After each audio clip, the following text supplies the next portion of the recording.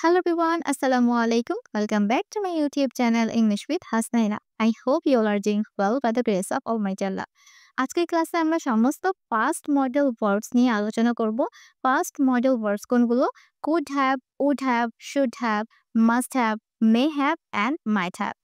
এই সমস্ত কিছুর ব্যবহার আজকে আমরা শেখার ট্রাই করব। তাই ভিডিওটা একদম শুরু থেকে শেষ পর্যন্ত দেখার চেষ্টা করবে যাতে আমরা এগুলোর সঠিক ব্যবহারগুলো শিখতে পারি।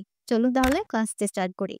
could, would, should, must, may, might এগুলো হচ্ছে নর্মাল মডেল ভার্ব, কিন্তু এগুলোর সাথে যদি আমরা হ্যাভ যুক্ত করে দিই তাহলে সেটা হয়ে যায় পাস্ট মডেল ভার্ব, যেটা আমরা অতীতের কাজের জন্য ব্যবহার করে থাকি। এবং এগুলোর পর সবসময় ভার্বের পাস্ট পার্টিসিপলে ফর্ম হয়, মানে V3 হয়। এখন V3 কোনটা? যদি আমাদের ভার্ব থাকে ইট তাহলে এখানে হবে ইটেন, যদি আমাদের ভার্ব থাকে গো এখানে হবে গন। ওকে, এরকম আমরা ভার্বের পাস্ট পার্টিসিপল ফর্মটা ব্যবহার করব এই সমস্ত ব্যবহার করার পরে। ফার্স্টে আমরা যেটা দেখব সেটা হচ্ছে could have, may have and might have. এই তিনটার ব্যবহার সিমিলার, তাই একসাথে আমরা শেখার ট্রাই করব। আর এগুলোর পরে আগেও বলেছি ভার্বের পাস্ট পার্টিসিপল ফর্ম হবে। এখন এই সমস্ত জিনিস আমরা কখন ব্যবহার করব সেটা শেখার ট্রাই করি। could have, may have, might have এই তিনটা আমরা ব্যবহার করব ফার্স্ট পসিবিলিটির ক্ষেত্রে। অতীতের সম্ভাবনা, অতীতে এই কাজটা হতে পারে, সম্ভাবনা আছে। তারপর আই এম গেসিং, আমি গেস করছি, আমি সম্পূর্ণ শিওর না, আমি কি করছি গেসিং করছি যে এই কাজটা হতে পারে। ওকে, তারপর I don't have all the information, এই কাজের সম্পর্কে আমার সমস্ত ইনফরমেশন আমার কাছে নেই, আমি কি করছি গেসিং করছি যে এই কাজটা হতে পারে, হওয়ার সম্ভাবনা আছে। ওকে, past possibility, I'm guessing and I don't have all the information. ওকে, যেমন আমি আপনাদেরকে বর্তমান এবং পাস্ট দুটোই সিচুয়েশনে শেখানোর ট্রাই করব। প্রেজেন্টে কেউ বলছে হামিম কোথায়, এখন এটার অ্যান্সার হতে পারে হামিম বাসায় চলে যেতে পারে। এটার মানে কি বুঝাচ্ছি? ফার্স্ট পসিবিলিটি, সে চলে যেতে পারে, আমি সম্পূর্ণ ইনফরমেশন আমার কাছে নেই, আমি কি করছি গেসিং করছি। তখন আমরা এখানে could have, may have, might have দিয়ে সেন্টেন্সটা বলতে পারি। আমরা সেন্টেন্সটাকে এভাবে বলতে পারি, হামিম হামিম could have. Okay, Hamim could have যেতে পারে, হামিম could have gone, Hamim could have gone at home. হামিম বাসায় চলে যেতে পারে। অথবা আমরা এই সেন্টেন্সটাকে এভাবেও বলতে পারি, হামিম হামিম may have gone at home. হামিম বাসায় চলে যেতে পারে। অথবা এই সেন্টেন্সটাকে আমরা এভাবে বলতে পারি, হামিম হামিম মাইট হ্যাভ। ওকে, এই হামিম হচ্ছে থার্ড পারসন সিঙ্গুলার সাবজেক্ট। আমরা জানি যে থার্ড পারসন সিঙ্গুলার সাবজেক্টের ক্ষেত্রে আমরা কি করি, হ্যাভ, হ্যাভের জায়গায় আমরা হ্যাজ ব্যবহার করি। কিন্তু এখানে থার্ড পারসন সিঙ্গুলার সাবজেক্ট হওয়ার সত্ত্বেও আমরা এখানে কি করব, সবসময় হ্যাভ ব্যবহার করব, কখনোই হ্যাজ ব্যবহার করব না। আমরা এভাবে বলবো না হামিম কুড হ্যাজ, সবসময় কি হবে হ্যাভ হবে। Hamim could have gone at home, Hamim বাসায় চলে যেতে পারে। Hamim may have gone at home, Hamim might have gone at home. আমরা তিনটাই ব্যবহার করতে পারি, এখানে কোনো অসুবিধা নেই, কারণ এই তিনটার ব্যবহার হয়ে থাকে ফার্স্ট পসিবিলিটির ক্ষেত্রে। আমরা যখন শিওর থাকি না, গেস করি এবং আমাদের কাছে সম্পূর্ণ তথ্য থাকে না, ওকে, তখনই কিন্তু আমরা কুড হ্যাভ, মে হ্যাভ এবং মাইট হ্যাভ এর ব্যবহারটা করে থাকি। আরেকটা উদাহরণ দেই। প্রেজেন্ট সিচুয়েশনটা হচ্ছে আমার চাবি কোথায়। ধরুন আপনি ঘর থেকে বাইরে গিয়েছেন এবং বাইরে গিয়ে আপনি আপনার ব্যাগে খুঁজছেন, এখন চাবি খুঁজে পাচ্ছেন না, তখন আপনি বলছেন আমার চাবি কোথায়। এটা অ্যান্সারে হতে পারে আমি হয়তো চাবিটা বাড়িতে রেখে আসছি, আমি হয়তো চাবিটা বাড়িতে রেখে আসছি।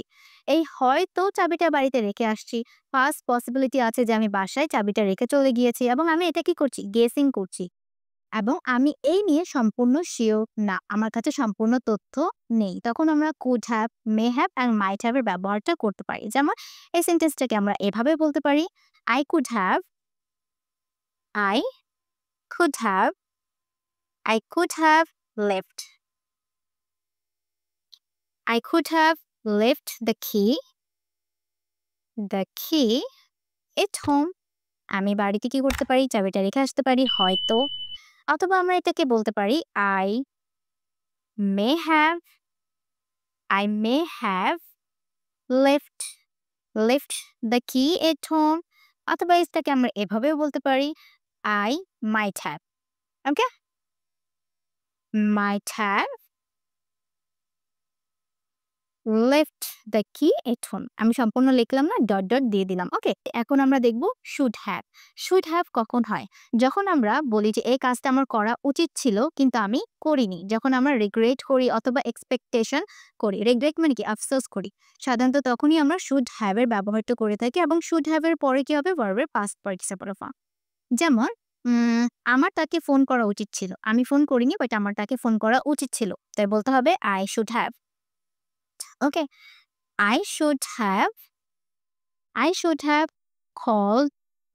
have called him or her.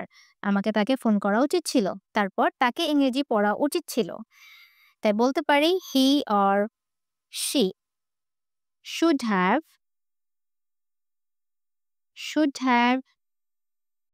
she should have studied English. তাকে ইংরেজি পড়া উচিত ছিল। ওকে? ইংলিশ। এখন আপনারা আমাকে কমেন্ট করে জানান এটার ইংরেজি কি হবে? আমাকে তোমার ভিডিও আগে দেখা উচিত ছিল। এবার আমরা দেখব মাস্ট হ্যাভ এর ব্যবহার। মাস্ট হ্যাভ আমরা তখনই ব্যবহার করি যখন আমরা কোনো কিছু নিয়ে একদম 100% শর্ট থাকি এবং এই কাজটা অতীতে ঘটেছে বলে আমরা কি করি একদম নিশ্চিত থাকি। তখনই আমরা মাস্ট হ্যাভ এটার ব্যবহার করতে পারি। যেমন সে নিশ্চয়ই মিটিংটা ভুলে গেছে। মানে আজকে যে মিটিং আছে এই কথাটা সে নিশ্চয়ই ভুলে গিয়েছে। একদম সে 100% শিওর। তখন বলতে হবে he or she must have forgotten. Okay? forgotten এখানে ও হবে। ওকে? forgotten the meeting. ওকে? ওকে। তারপর আরেকটা সেন্টেন্সের উদাহরণ দেই সেটা হচ্ছে তারা নিশ্চয়ই বাড়ি পৌঁছে গেছে। আপনি সিওর যে তারা নিশ্চয়ই বাড়িতে পৌঁছে গেছে। এখন পৌঁছে গেছে এই কাজটা যে হয়েছে তারা তো আপনাকে ফোন করে বলেনি যে আমি পৌঁছে গেছি। যদি তারা ফোন করে বলতো যে আমরা পৌঁছে গেছি, তখন যদি আপনি অন্য কাউকে বলতেন যে তারা পৌঁছে গেছে, তখন কিন্তু সেন্টেন্সটা অন্যরকম হতো। কিন্তু এখানে আপনি গেস করছেন যে তারা হয়তো পৌঁছে গেছে এবং আপনি হয়তো 100% সিওরলি বলছেন যে তারা হয়তো পৌঁছে গেছে। নিশ্চয়ই। তখন কিন্তু এখানে মাস্ট হ্যাভ এর ব্যবহার হবে। Okay? They must have must have reached. Okay? They must have reached it. তারা হয়তো বাড়িতে পৌঁছে গেছে। Okay, easy. আচ্ছা, এখন আমরা দেখব উড হ্যাভ এর ব্যবহার। উড হ্যাভ নিয়ে অনেক বেশি কনফিউজড থাকি আমরা, বাট একদম সহজভাবে বোঝার ট্রাই করবে। উড হ্যাভ আমরা হাইপোথেটিক্যাল সিচুয়েশন এর জন্য ব্যবহার করে থাকি এবং সেটা ইমেজিনারি হয়ে থাকে। আপনি সেটাকে কি করছেন? কল্পনা করছেন এরকম এবং সেটা রিয়াল না, নট রিয়াল। অতীতে কোনো একটা কাজ ঘটতে পারতো, আপনি এই কাজটাকে অন্যভাবে করতে পারতেন, কিন্তু আপনি করেননি। অতীতে এই কাজটা ঘটেনি, সেটাকেই বলা হয় হাইপোথেটিক্যাল সিচুয়েশন। যেমন আমি জিমে যেতে পারতাম অথবা আমি জিমে যেতাম কিন্তু যাইনি। এই যে যাওয়ার কাজটা যে হয়নি, এটাকে বলার জন্য আমাদের করতে হবে would have. I would have, I would have, I would have gone to the gym, to the gym. কিন্তু আমি যাইনি, but I didn't. But I didn't. এখানে আমরা যাইনি, তাই কি হবে? didn't, but I didn't go. আমি যাইনি। ওকে। তারপরের সেন্টেন্সটা একটু কঠিন, কিন্তু এটাকে বোঝার ট্রাই করবেন। আমরা যদি বলতাম তাহলে ওরা সাহায্য করত। আমরা যদি, এখানে দেখেন কি আছে?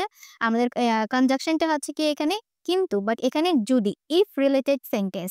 ইফ রিলেটেড সেন্টেন্স কিন্তু এটা থার্ড কন্ডিশনালে চলে আসে। থার্ড কন্ডিশনাল নিয়ে কিন্তু আমি অলরেডি একটা ভিডিও মেক করেছি। আমি লিঙ্কটা ডেসক্রিপশন বক্সে দিয়ে দেব। সেখান থেকে আপনারা কালেক্ট করে দেখে নিবেন। এখন এখানে আমি বোঝানো আপনাদেরকে ট্রাই করি। আমরা যদি রিলেটেড যদি কোনো ওয়ার্ড থাকে তখন আমরা ব্যবহার করব if plus subject plus had. Had এর পরও কিন্তু ভার্বের পাস্ট পার্টিসিপলে ফর্ম হবে। কি বলেছি? If plus subject plus had plus ভার্বের পাস্ট পার্টিসিপলে form. If we if we had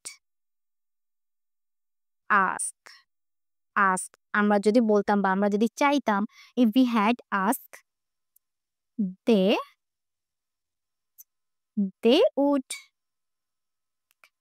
they would have helped.